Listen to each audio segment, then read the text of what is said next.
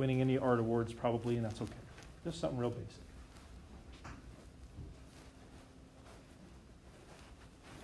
Anybody in just like a very brief number of words describe the story here? What's happening? The ladder's being pulled from a house. Ladder's being pulled away from a house, and because the ladder's being pulled away from a house, the top of the ladder is Sliding down the wall. sliding down the wall. Like, isn't that the basic plot? So I don't know exactly. I'm peeking over shoulders, and I am seeing a lot of you. Yeah, you guys are drawn really similarly. So I'm going to use a very similar drawing to what you guys are using. Most of you drew it like this, where you got the ground, you've got the house, and you've got the ladder, doing something like that. So some of you actually drew a nice house with like a roof and windows and everything. It's awesome. No need to do that, but whatever. So that's basically the plot right there as far as the story goes. And once you guys agree then that if the base is being pulled away, somebody's grabbed a hold of that base and pulling it away, the bottom would be dropping down, wouldn't it? Okay. Actually, I'll just tell this story very quickly. I actually have sort of experienced this. At a previous school, I coached volleyball. I coached volleyball here too, but at a previous school, I coached volleyball. And one night our scoreboard started to malfunction. And so like the next day, we had somebody come out to try to fix the scoreboard. It was up on the wall, kind of like ours. And so the scoreboard repairman came out to fix the scoreboard, right? So we're practicing, and so he comes out, hey, I need to work on the scoreboard. So we kind of move over to one half of the court where he isn't, because we don't want him to get peppered by volleyballs as he's trying to fix the scoreboard.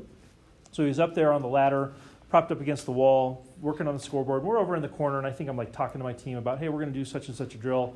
All right, let's go. Let's get ready to your spots. And they're getting ready to run over to where they're supposed to go, and then we see it. This happens. He's up there near the top of the scoreboard, and I don't know if the floor was a little too slick or the angle was the wrong angle, but he starts to break free. And we kind of looked. He starts to go. He's at the top of the ladder. He starts to slide down the wall. And it's like, I don't know, 20 feet up there like ours, something like that. It's pretty high up there. And we're just kind of like, duh, like, what can you do, right? He's like 50 feet away. We can't reach him. He slides all the way down the wall. Bam! Hits the floor. And we're just like, oh my goodness, this guy, like, is he dead? Is he injured? What's going on? As an older guy, too, like maybe in his 60s or something. He gets up. I'm good. And he's fine. We're like, but we thought he died, right? We're just like, no one could have survived that. It was so loud, right? Slammed on the floor like that. And thankfully, it was sport court. I don't know if you guys know sport court. It's just plastic little tiles, so it didn't like bust up a wood floor or anything like that. But it was this situation exactly. And so anytime I think about this, I think about this poor old 60-year-old guy almost breaking all his bones in his body. So as far as the story goes, you get it? First time around, read this thing like a story. Don't get hung up on 2s and 25s and -3s. Just be like, there's a ladder. Somebody's pulling the bottom out and it's sliding down the wall. Whatever. That's it. Step 2. You need to try to figure out, what is this question even asking me to find? We're going to draw a box around that. So read it over now. We figured out the story part. Now we're trying to pick it apart a little bit. What are we supposed to find? I want everybody to take a chance and do this, right? Like literally, I want you to take your pencil or pen or whatever, and I want you to draw a box around whatever you think the objective is. What are we trying to get in the end? What's the goal? Don't do it in your head. Don't draw a box mentally or emotionally or whatever in your heart. Draw a box somewhere on your paper around the stuff that we're supposed to find. Okay, so any suggestions? What did you draw a box around? What words? How fast? Anything else besides how fast? The top of the ladder moving down the wall. How fast is the top of the ladder moving down the wall? I completely agree. That's our objective. It's part of the question, right? They say, hey, all this information, blah, blah, blah. Well, how fast is the top ladder moving down the wall? Identifying what you're trying to find is huge. Because if you don't know what you're trying to find, how do you know where you're headed? You're going to just be like, I don't get it. It's a word problem. I don't know how to do these. If you can break it down like this, you have a good chance. So the issue here is we need to interpret this. And I think in order to interpret this, we need to go back to our picture and do some labeling. So let's go back to the picture. The first thing I want you to do in your picture is I want you guys to label the one thing in your picture that's not changing ever. What would that be? The length of the ladder. The ladder is not changing length. The ladder is always going to be 25? Yeah, 25. So, that's always going to be 25. But as this ladder starts to move, isn't everything else about this picture changing? So in other words, the distance from here, from the top down to here, that's going to be changing the whole time, right? And the distance from this end of the ladder over here to the base of the wall, that is changing the entire time. So anytime something in math is not constant, how should we label it? A function, or maybe more simply, a what? Oh, you're getting ahead of yourself. Think more simple. More simply, yeah, I could go with that. How about a y? How about just some variable? Is that okay? So, like, I think what I would do is I would call this a y. I'd call this an x, simply for the simplistic reason of y goes up and down on the, we're used to y being up and down and x being left and right.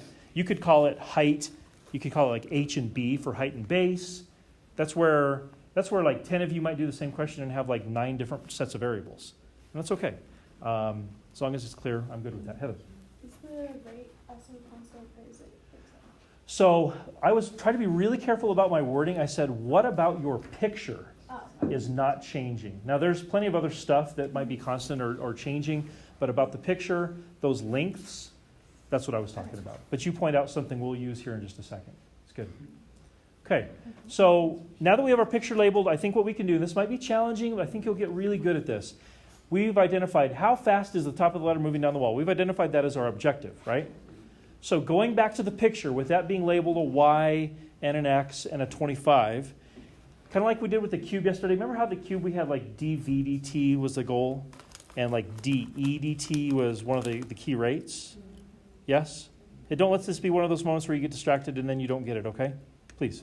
So then how could I interpret the how fast is the top of the ladder moving down the wall? What do you think? Using Velocity in the y direction.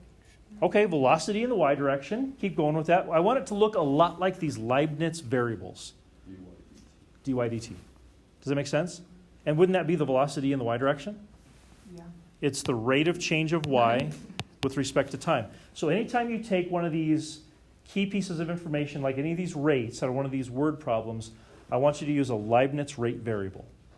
Okay, so like a Leibniz derivative variable, if you will. So dy dt, that's our objective, isn't it? So I'm just going to put dy dt equals, I don't know. That's what I'm trying to find.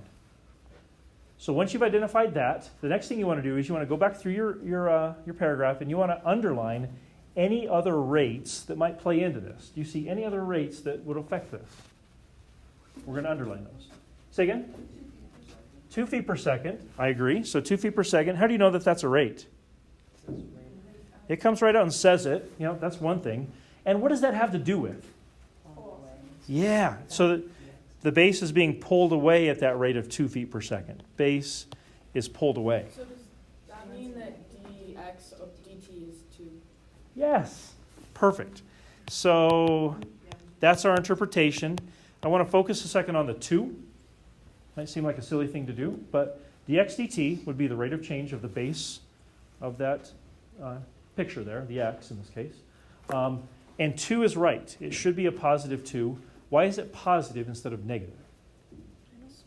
Increasing What is increasing? the base. X is getting bigger, isn't it? And since x is getting bigger, the rate of change of x had better be positive. So is it 2x plus 15? Say again? 2x plus 15 then? So where does like the plus 15 go in? Oh, we'll get there. We're not there yet. Isn't it always positive? It's just in the negative direction. Well, so we're not going to get into the physics of like, hey, left is always negative and right is always positive, because it doesn't have to be that way. Okay. The real reason is, Andy said it well, because x is increasing. X is getting bigger. Its rate of change would have to be positive. Is that okay? Mm-hmm. I'm not worried about lefts and rights or ups and downs. I'm worrying about increasing size or decreasing size. Can I say something about what Marguerite said?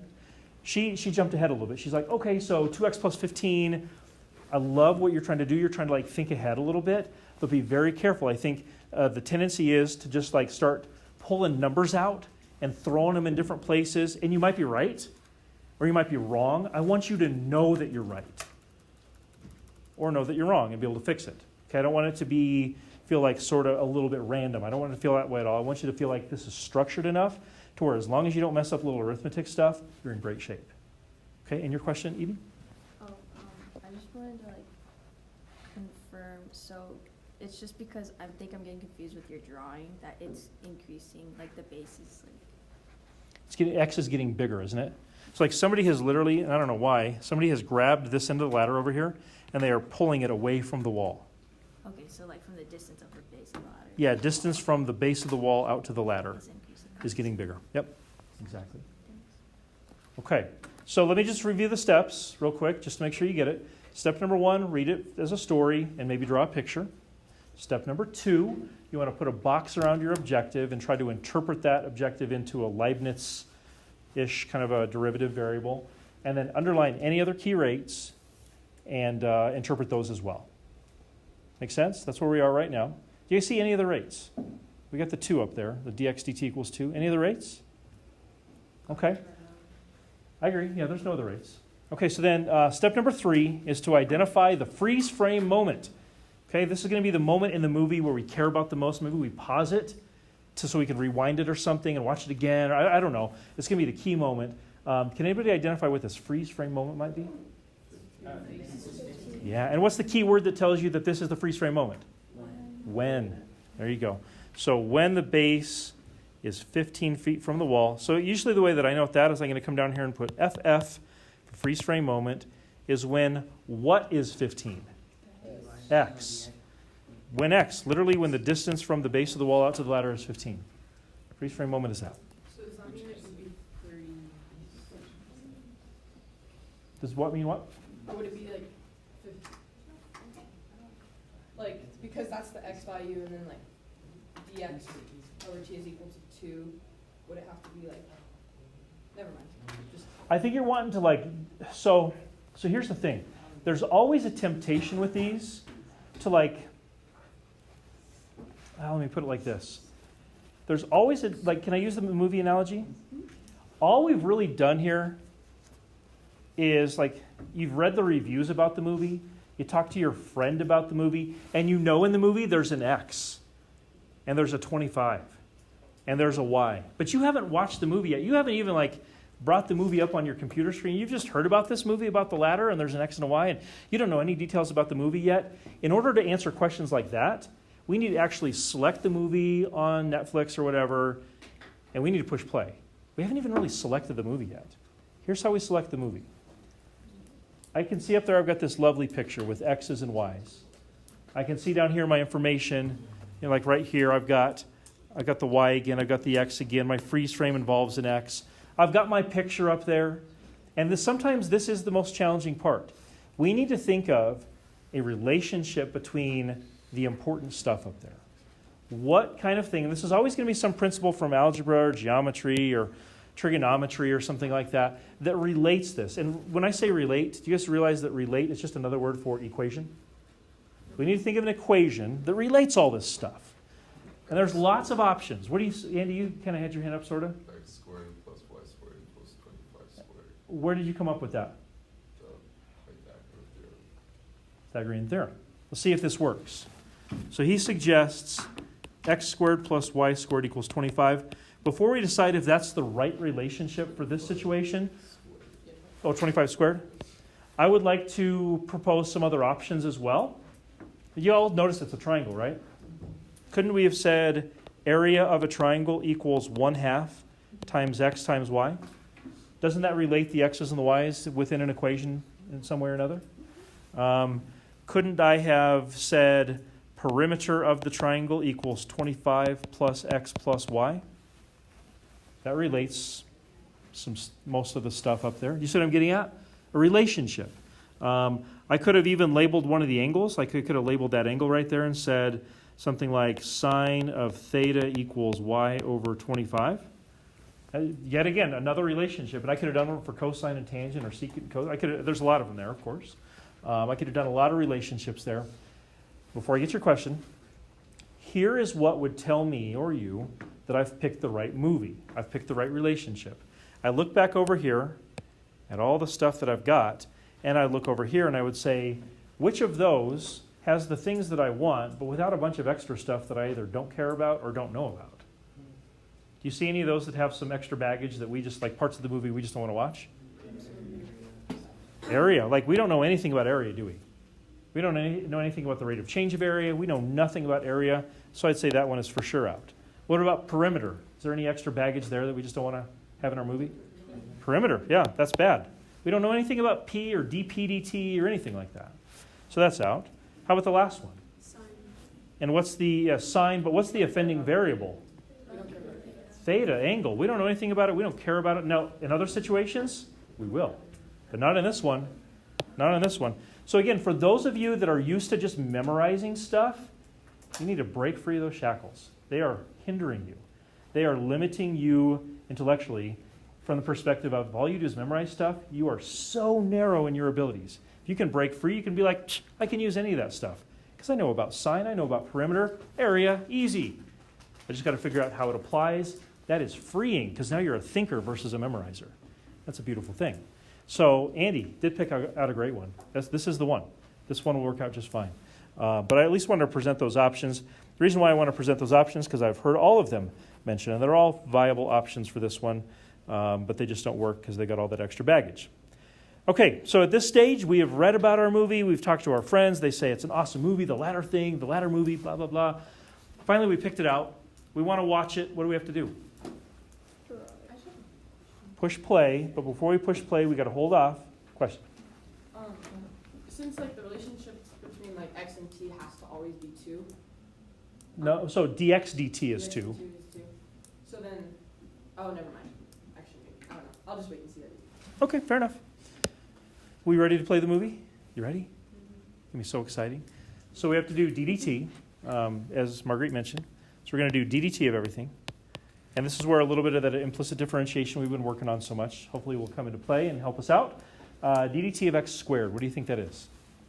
2x times That's right. Chain rule factor is dx dt. And then how about DDT of y squared? That's right. Chain rule factor is dy dt. And thankfully, we finished with an easy one. DDT of 25 squared? 0. It's a constant. Okay, so we've pushed play. We're watching this movie. The ladder is starting to be pulled away and falling down the wall. And we got to go get some more popcorn or we want to rewind it. So we push pause, right? When do we push pause? When x equals 15. That's right.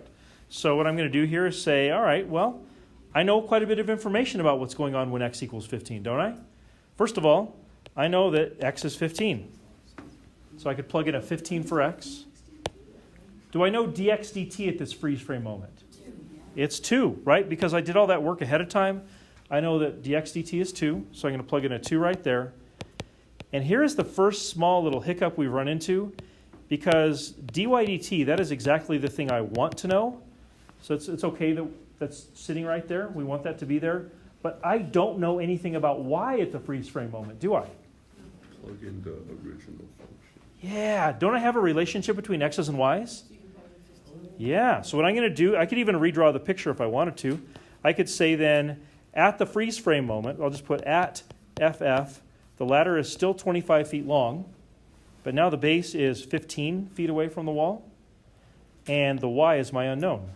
Or I could just plug it back into the Pythagorean theorem that we started off with at the beginning. It's the same thing. This is one of those special right triangles. Anybody know what the y would have to be? 20, whoever said it. Yeah, it's a 3, 4, 5 scaled up by 5. Or you could do the Pythagorean theorem, and that works easy too. So we know then, based on that y is 20. And now this turns into a fairly simple equation to solve. So 2 times 15 times 20 is 60. 2 times 20 is 40. All you got to do is subtract 60. And then divide by 40. So dy dt equals negative 60 over 40, negative 3 halves. What kind of units would go with that negative 3 halves? Feet per second, I agree. Anybody explain why dy dt would be negative and why that actually makes sense? What do you think, Aya? Oh, wait, What was that? Did you have a question? no. No. Y is decreasing? Because y is decreasing. Yes, so its rate would be negative. Well said. I was confused there for a second. No, very well said. Questions? Other things? Any comments? Yeah, Anna. Just a question. So what would the time... Never mind. I have no idea because I don't know exactly where the base started. Gotcha. Right? So if the base started like flat up against the wall, it'd be like 7.5 minutes, right? Mhm. But I don't know where it started, so I can't answer that for sure. Andy? Is negative 3/2, 3/2, because it's velocity and it's going down? No, it's more what Young said. What we would say, so we don't typically have a sign convention in physics where down is negative, up is positive, and all that. It's that rate of change of y would be negative because y is getting smaller.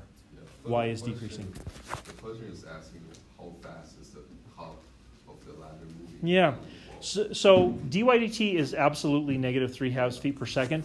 Here's where you could get into trouble. I would take that answer every time. But if you said this, like if you tried to like take it and like directly answer the question with a sentence maybe, and if you said the top of the ladder is moving down at negative 3/2 feet per second, now we have an issue. We have a double negative. You're telling me that it's moving down at a negative rate, which is really saying it's going up. So if I was going to say it like that, I would have to just get rid of this little minus sign here. Moving down indicates that it's moving down, and then you have to indicate the number with a positive rate. But you can just take. I would take, th- I would absolutely take that every time. Okay. Great questions. Others? I understand how we did it mathematically. Could you kind of summarize it, like, in just terms of English, like how it relates? Because I'm so confused. How it relates, what relates to what? Like I understand why we use the Pythagorean theorem, but like how is that related, like in English terms, like just talking out like about the ladder? Well, so the ladder, now we're assuming that the top of the ladder is staying stuck to the wall, and the bottom of the ladder is staying stuck to the ground. So if there's any space between the ladder and the wall, the ladder and the ground, then this would not apply at all. The point is that no matter where that ladder is in its journey, so whether it's right there or right there or right there or right there, no matter where it is, doesn't it form a right triangle with the floor and the wall? So no matter where it is, whatever that x distance is squared plus whatever the y distance squared has to equal 25 squared. So no matter where in this journey it is, the Pythagorean theorem is still applicable. Does that make sense? Okay. Great questions. You guys, I like your questions. They're awesome. Really, really good. Anything else? Okay. Ready to try another one? So listen, you have all the tools you need here. All we're looking at is different scenarios. Trying to give you as broad of a base of experience as I can. So here goes. Here is another example. Yes, number 5. Let's do this one. Okay, once again, remember the first step is just read it like a story. And if you start to understand the story a little bit, see if you can sketch out a picture. Just really rudimentary picture. And if you do decide to draw a picture, will you please draw your lamp post on the left side of make it on the left side of the picture? That's how I'm used to doing it. We could do it the other way. I just wanted us to be consistent. I didn't want half of us drawing it one way and the other half drawing it the other way. A man 6 feet tall walks at a rate of 5 feet per second away from a light that is 15 feet above the ground. When he is 10 feet away from the base of the light, at what rate is the length of his shadow changing? Again, whatever you do when you first read this, do not get hung up on the details and be like, what, 15 feet, 10 feet, what the guy is... Don't do that. Just read it as a totally basic... Read it as a story that like a 6-year-old would understand. Like try to think about how would I explain the basic plot to a 6-year-old. That's all you got to do. And then we'll dig into the details later.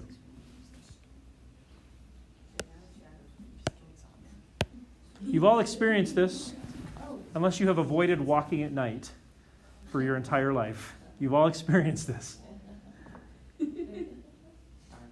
Okay, so let's hear it. Anybody have a basic plot of this story?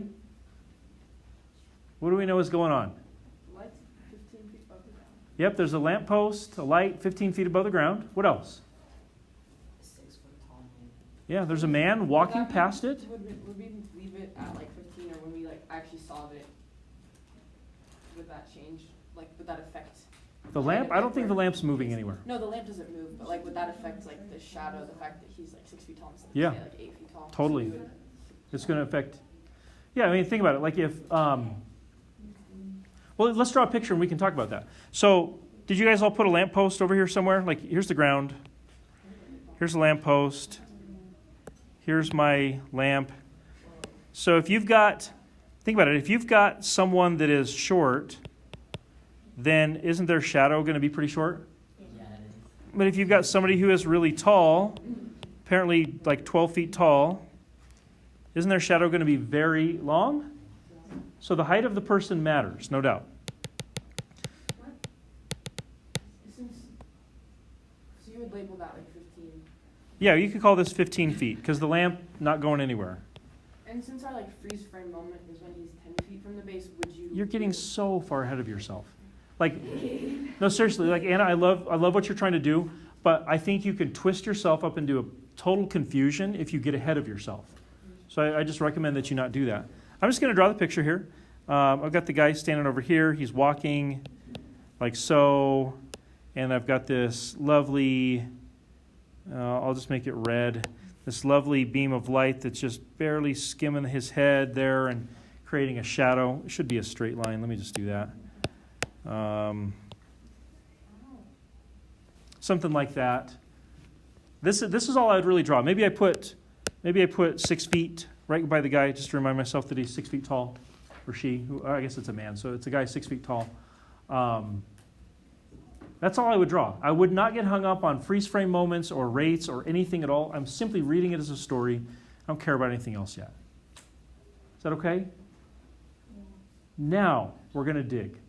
Now we're going to go through and we're going to say, all right, maybe one more thing. One more thing. Did anybody represent the shadow at all? So what if I drew this in? Are you guys okay with the shadow looking like this? You see it? Doesn't the shadow start at the dude's feet and end out there somewhere in front of him? There's a shadow. Okay, so please, I really appreciate that you want to attack this, but take your time and take all the steps. You'll eventually get really good at these where you can probably just rip through these and the steps will go by really, really fast, but take your time right now. What is this question asking us to find?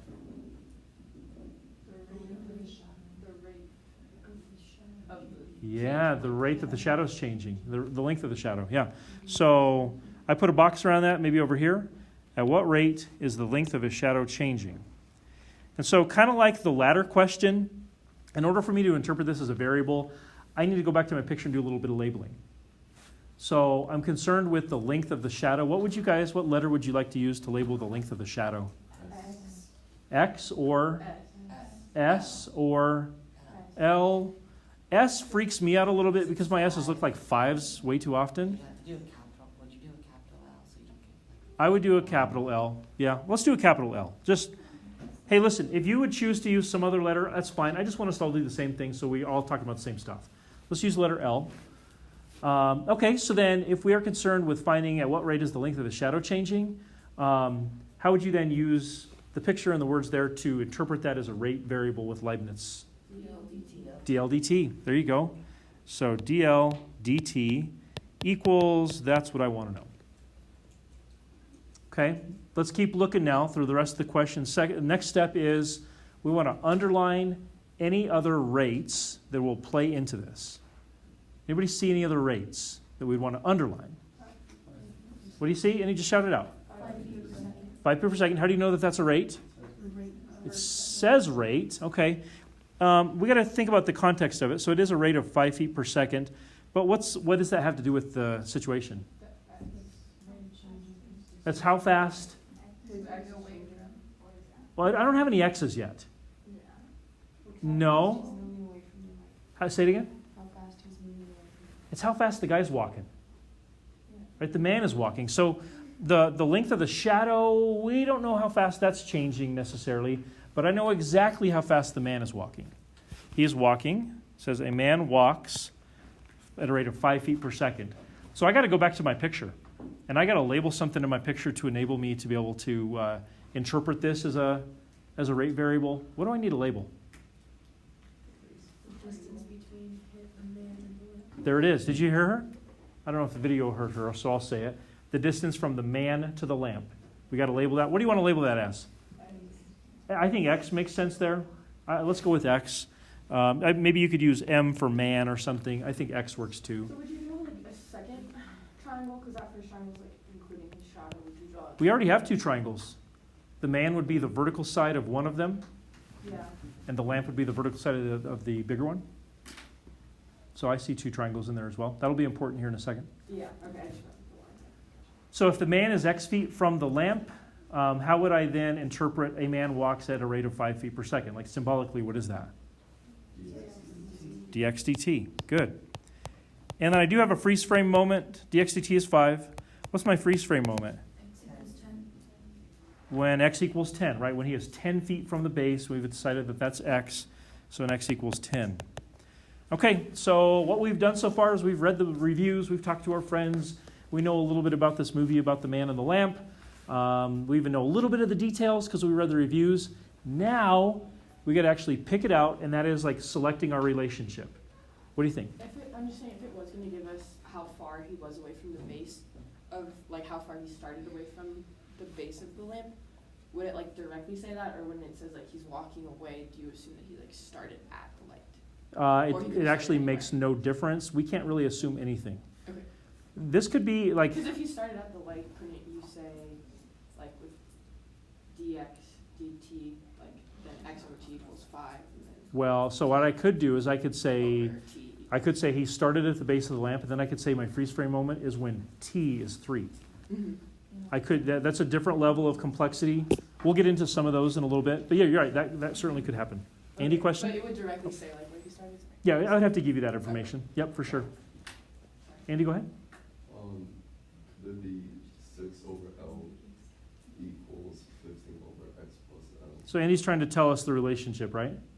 So he said 6 over L equals 15 over X plus L. Where on earth did you come up with that, Andy? Magic. It looks like magic to me. Similar triangles. Oh, similar triangles. What's the relationship between similar triangles? Yeah, the ratios of their sides are equal, aren't they? Andy, you're batting 1,000 today, buddy. Like, it's really tempting. Can I play devil's advocate real quick? It is really tempting because we just did that ladder problem. So often people will be like, let's use the Pythagorean theorem. Super tempting because you're like, well, the only thing that applies to right triangles is the Pythagorean theorem. Of course, that's not true. If I did the Pythagorean theorem, what would I do? I'd go 15 squared plus, wouldn't it be x plus L squared? Equals something that is completely unlabeled. So how long would that beam of light be? It'd be another unknown. We have to just call it like hypotenuse squared, because that's changing too, right? As the guy moves, that's going to getting longer. So where you'd run into issues here is we don't know anything about the hypotenuse, the length, or its rate of change. So we'd be stuck. You could think about area, you could think about perimeter, you could think about all these ideas, but it really is. It's similar triangles. I think Anna and Andy are working in concert. Like, she distracted me with all of her good questions while Andy was thinking about it. And then he comes up with the good answer. They're working as a team, I think. I'm just kidding. Whatever the strategy is, guys, that is it. That is it. I do have some suggestions for you here. You know, like when you pick out your movie, you're supposed to push play? I don't think so. I think we need to like rearrange the pillows on the couch a little bit so we can sit a little more comfortably. We need to get the lights to the right. You know, who wants to sit on the floor? You know, you'd rather sit on the couch get the pillows out of the way or whatever. Hey, what am I trying to say? We need to do some algebraic manipulation before we push play. Okay? So how do you take a proportion like this and simplify it? Cross multiply, you're right. So this would be 6x plus 6L equals 15L. And of course, when you do that, you realize that you've got some like terms hanging out there. The 6L and the 15L. So if I subtracted that 6L over, it would be 6x equals 9L. And then, gosh, we're looking for DLDT. Why not just solve for L? I'd actually make this really easy. Divide by 9. So I get 2/3 x is equal to L. It's pretty rare that you'd do this much algebra prior to pushing play and doing DDT, but this is actually pretty easy stuff. Could you do What's it? yeah, we got to get the pillows right? We don't want to be uncomfortable. Would, if you like just did DDT of it before you divide by 9? Yeah, if you did DDT at any point here, it would still work. But I think if you did DDT here, you're going to have to do quotient rules on both sides. No, like at the 6x. Yeah, you could do it then. That would work just fine. Once you get out of the fractions, I don't know that it matters too much, but I would get out of those fractions if you can, for sure.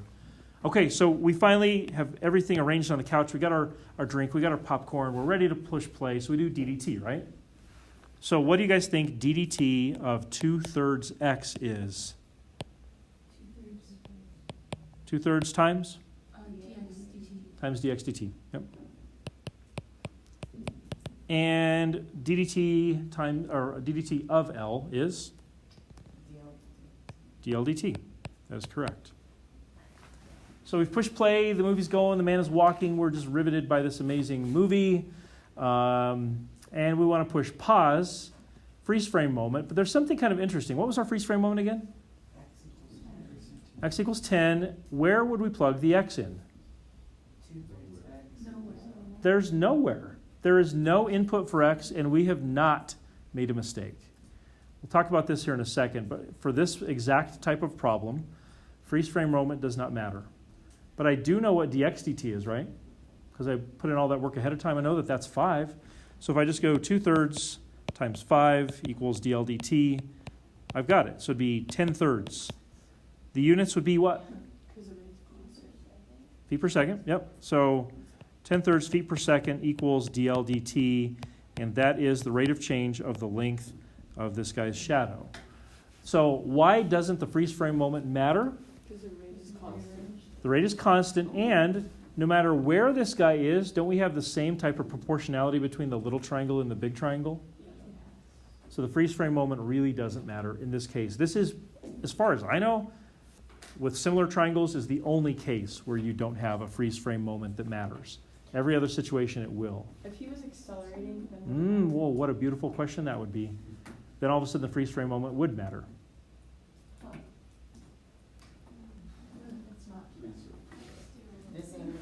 Great question. But doesn't that feel like something more complex for a different time? Yes. Yes. Okay. How are we doing? Okay, so I want to do number 6 here. This is where we're gonna hopefully not crash land, but land gracefully. Number 6, a little bit different.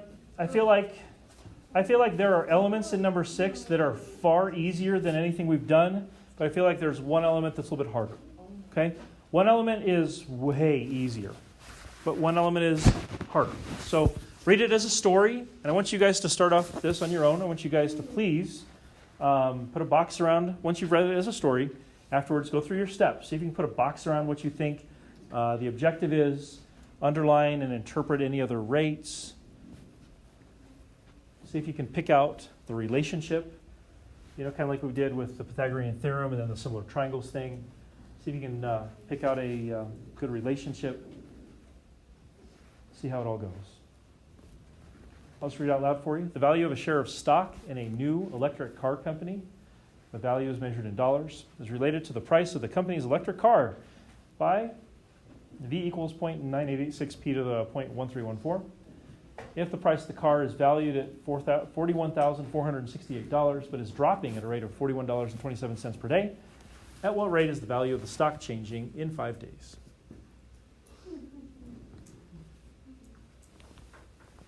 Can you see why somebody might care about this?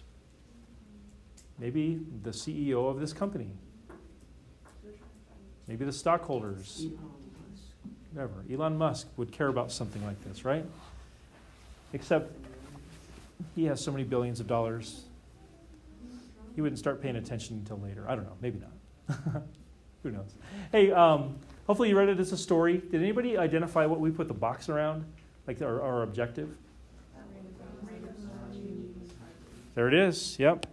At what rate is the value of the stock changing? And I'm just going to put that right there. I'll leave the in 5 days part out.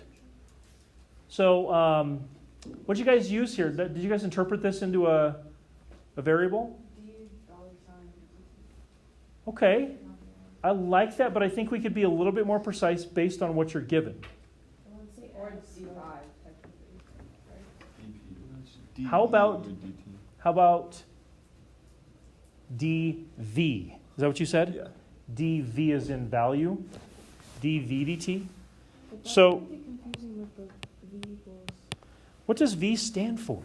The value of the electric current, which is also No, the it stands value for of the stock. value of a share of stock. Do you see it? The value of the share of stock is given by v equals blah blah blah. So I think v is our variable that stands for value of the stock. So that's why I would go with dv dt. No, d dollar signs dt, I totally get that, but since we already had a v, let's just use v. That's our unknown. Did you guys find any other rates that might matter? Rate of 41. Yeah, that rate of 41.27? Yeah. So would that be? Oh, now we're talking about something important. Let's get there.